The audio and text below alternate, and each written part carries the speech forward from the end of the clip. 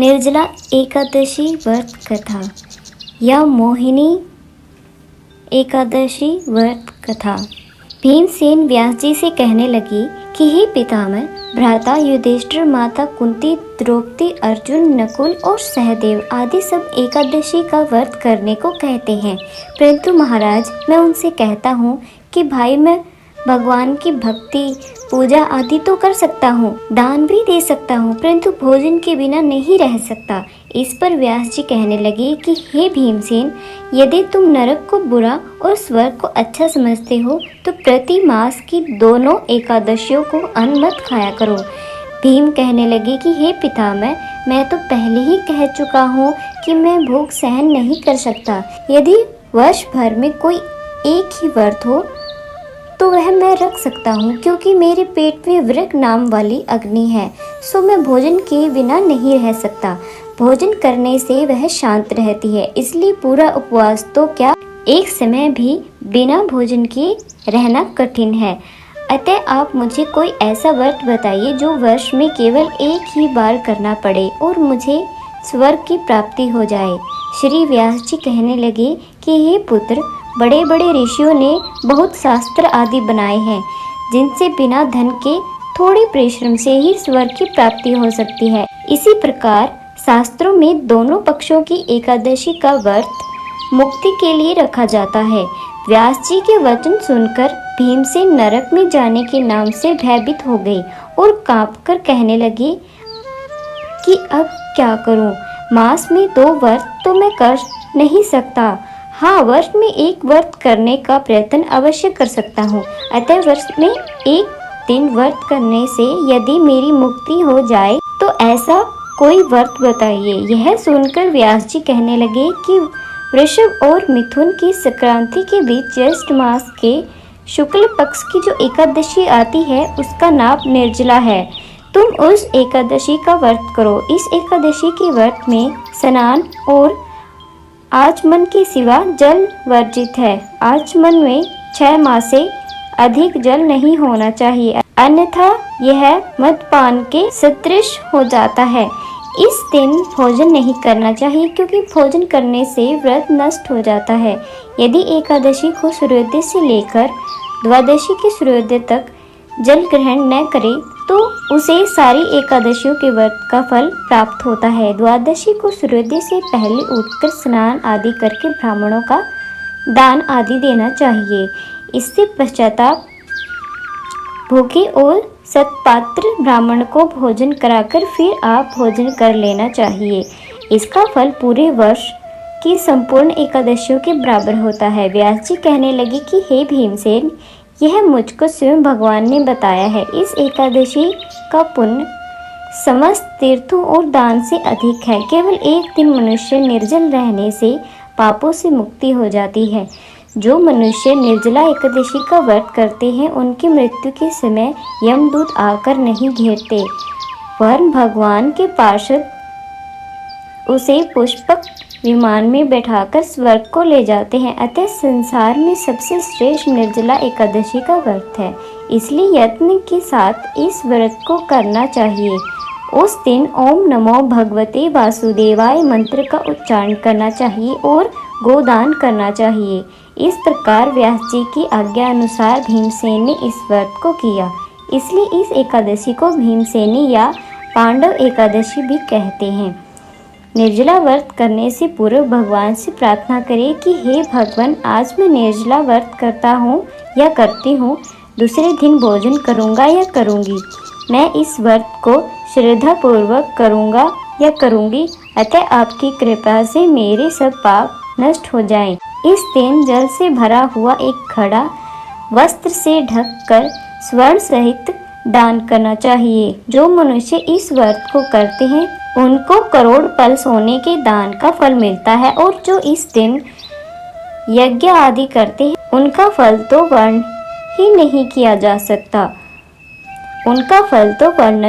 किया जा सकता। इस एकादशी के व्रत से मनुष्य विष्णु लोक को प्राप्त होता है। जो मनुष्य इस दिन अन्न खाते हैं वे चांडाल के समान है, वे अंत में नरक में जाते हैं। जिसने निर्जला एकादशी का व्रत किया है वह चाहे ब्रह्म हत्यारा हो, मद्यपान करता हो, चोरी की हो या गुरु के साथ द्वेष किया हो, मगर इस व्रत के प्रभाव से स्वर्ग जाता है। हे कुंती पुत्र, जो पुरुष या स्त्री श्रद्धा पूर्वक इस व्रत को करते हैं, उन्हें ऐसे कर्म चाहिए।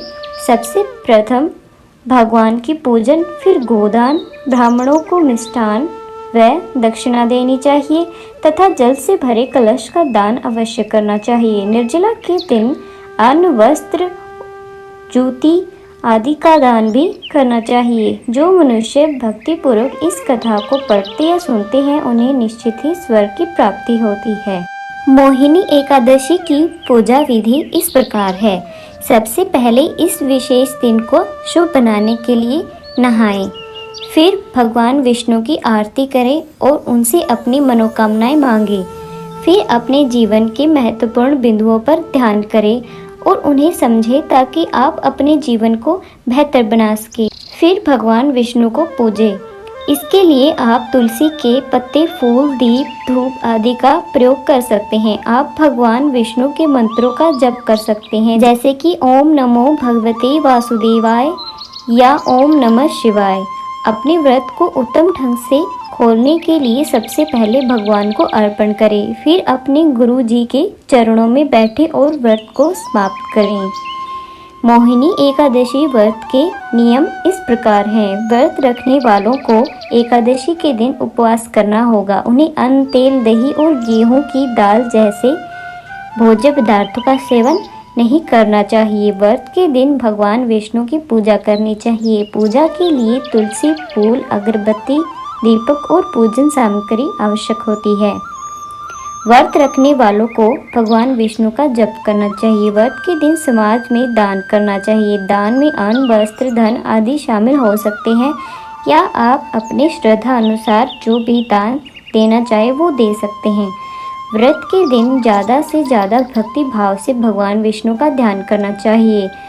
व्रत के दौरान व्रत के नियमों का पालन करने के साथ अच्छे कर्म करना चाहिए। व्रत के दिन ग्रहण काल में नहीं सोना चाहिए। ग्रहण काल में नींद लेने से व्रत का फल कम हो जाता है। मोहिनी एकादशी के उपाय इस प्रकार हैं। मंदिर जाएं और भगवान विष्णु की पूजा करें। 1 लोटा गंगा जल लें और उसे भगवान विष्णु की मूर्ति पर चढ़ाएं। जप में भी भगवान विष्णु का उल्लेख करें।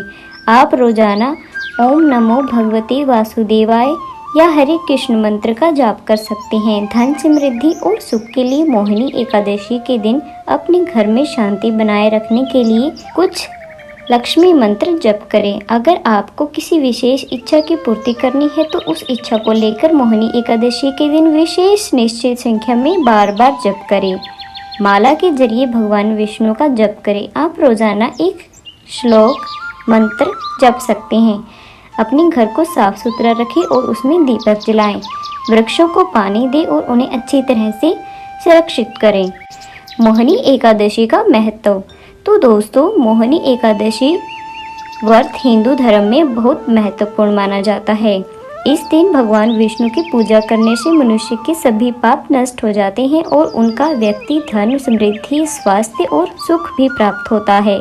इस दिन किए जाने वाले उपवास, ध्यान एवं पूजन से शरीर, मन और आत्मा एक साथ शुद्ध होते हैं और उन्हें स्वर्ग की प्राप्ति होती है। इस दिन भगवान विष्णु की कृपा से अपने अन्यायों को माफ करते हैं और संसार में सभी बुराइयों से मुक्ति प्राप्त करते हैं।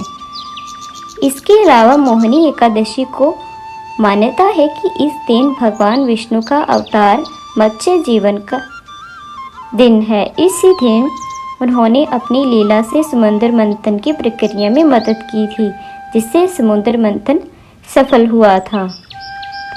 तो दोस्तों, कैसी लगी आपको ये हमारी वीडियो?